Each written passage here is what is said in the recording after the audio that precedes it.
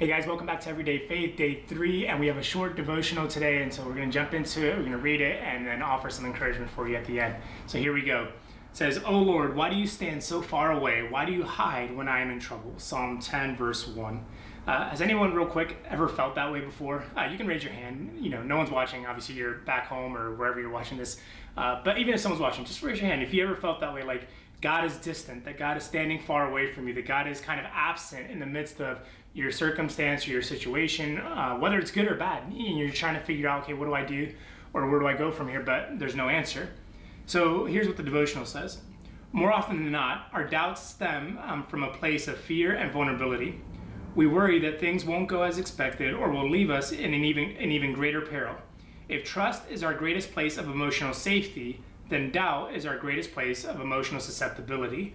Our doubt originates in our minds and then permeates into our hearts.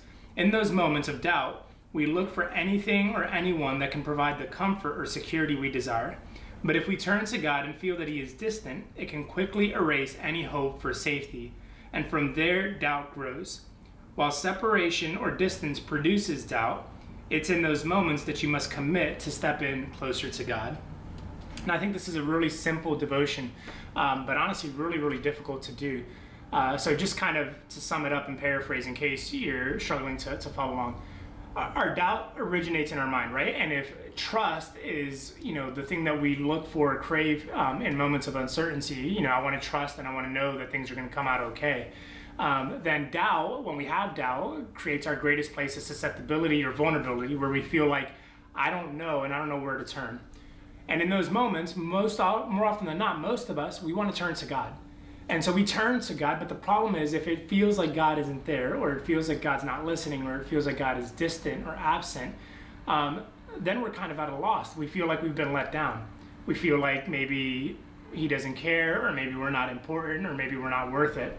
And so from there, then we kind of start looking elsewhere, like how do I solve this situation? How do I figure this out? How do I can't trust God. And it creates this, it's not just a mental thing anymore or a psychological thing anymore. Now it becomes an emotional thing, and now it becomes something that's ingrained in our hearts.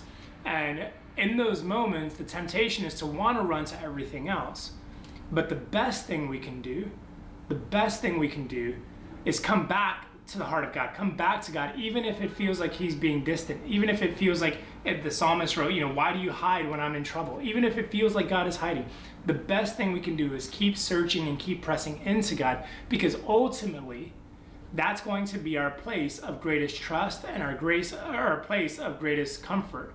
And so we've got to press back in even when it doesn't feel like it. So whatever you're wrestling with, whatever you're feeling tension in your life with, or whatever questions are coming up, I just want to encourage you, bring those back to God. Drive yourself back to God, even when your circumstances or your feelings don't kind of lend themselves in that way. Go ahead and do it, and I promise you, in time, the answers, the response that you're looking for will be found in God and God alone. So have a great day, guys, and go Yankees.